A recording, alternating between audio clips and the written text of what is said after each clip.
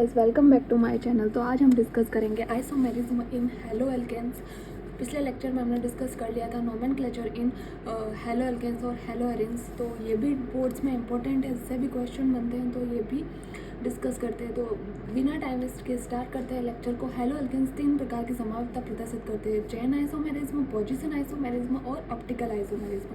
तो सबसे पहले हम बात करते हैं चेन आइसोमेरिज्म। इस समावता में कंपाउंड के मॉलिक्यूलर फॉर्मूला सेम होते हैं, लेकिन इनमें बड़ी कार्बन चेन में परिवर्तन होता है। श्रृंखला समावयव कहते हैं और इस परिघटना को श्रृंखला समावयवता या चेन आइसोमेरिज्म कहते हैं। ये हो गई हमारी थ्योरी। अब इसे समझते हैं हम एग्जाम्पल के थ्रू।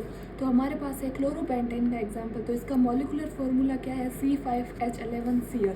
ओके, तो अब इसके पहले हम पहला देखेंगे। तो ये सिंपल कार्बन चेन है, 5 कार्बन की चेन है। इसमें फर्स्ट पोजीशन पे हेलोजन ग्रुप जुड़ा हुआ है। तो इसका अगर नामकरण करेंगे तो हमें पता है इस साइड से ही करेंगे ताकि हेलोजन को कम से कम नंबरिंग प्राप्त हो।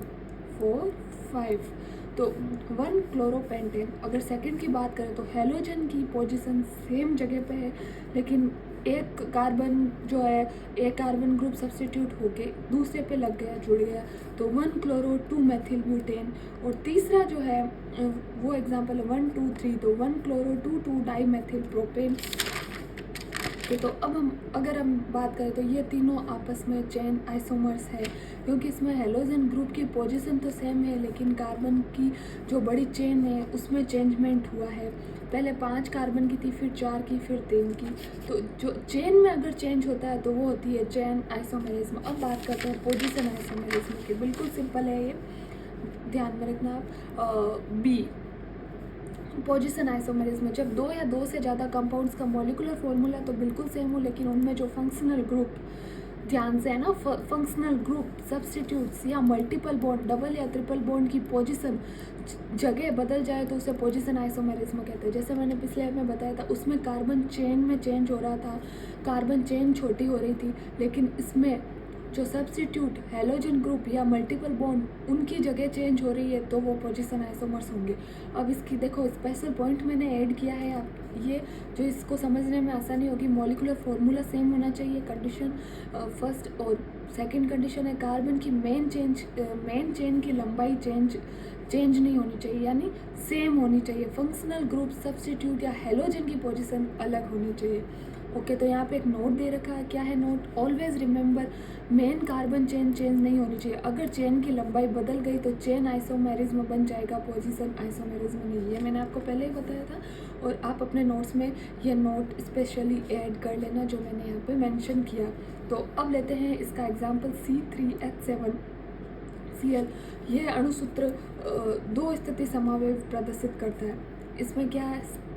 3 कार्बन की चेन है, चेन सेम है, लेकिन एक फर्स्ट नंबर पे हेलोजन ग्रुप जुड़ा हुआ है, सेकंड नंबर पर हेलोजन जुड़ा हुआ है। 1 क्लोरोप्रोपेन 2 क्लोरोप्रोपेन, यानी हेलोजन की पोजीशन चेंज हुई है, तो पोजीशन आइसोमेरिज्म। चेन में चेंजमेंट होता है तो चेन आइसोमेरिज्म। अब है optical isomerism. Optical isomerism important है ये समावयवता वे हेलो एल्केन्स प्रदर्शित करते हैं जिनमें असिमेट्रिक कार्बन एटम उपस्थित हो। असिमेट्रिक मतलब असिमेट्रिक, या इसे हम बोलते हैं किरेल कार्बन। वो किरेल कार्बन उस कार्बन को बोलते हैं जिसकी चारों वैलेंसीज अलग अलग हो। तो यहाँ पे देखो CH3 different, Cl, H, C2H5, इस कार्बन की चारों वैलेंसीज डिफरेंट है, तो इसे हम किरेल कार्बन बोलते हैं। और ये एक किरेल कार्बन है या असिमेट्रिक कार्बन है। तो कौन से जो कंपाउंड से ऑप्टिकल आइसोमेरिज्म देते हैं?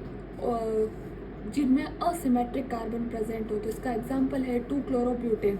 2 क्लोरोब्यूटेन प्रकाशिक समावेश प्रदर्शित करते हैं, CH, Cl, CS2, CS3, CS3। ठीक है, तो अगर इसको हम मिरर में देखें तो इसका जस्ट उल्टा सो आउट होगा, Cl इधर होगा। ऑप्टिकल आइसोमेरिज्म उस प्रकार है कि हमारे लेफ्ट हैंड का मिरर कॉपी राइट हैंड है, लेकिन हम इन दोनों को एक पे रखें तो दोनों के अंगूठे एक दूसरे के ऊपर नहीं आते, अलग अलग डायरेक्शन में आते हैं। और इसमें D और L फॉर्म भी आप पढ़ोगे, वो आगे आप जैसे जैसे पढ़ोगे वो समझ में आएगा। आपके अभी बुक में, आपके सिलेबस में इतना दे रखा था जो मैंने आपको समझाया। Thank you, have a nice day. अब नेक्स्ट टॉपिक की हम बात करेंगे CH बॉन्ड की नेचर और फिर उसके बाद हैलोजन को बनाने की विधि। तो प्लीज़ स्टे ट्यून गाइस, सारे नोट्स आपको फ्री में अवेलेबल होने वाले हैं। आपको अगर नोट्स चाहिए तो मेरे इंस्टा ID पर DM कर। Thank you, have a nice day, Radhe Radhe, जय श्री कृष्ण।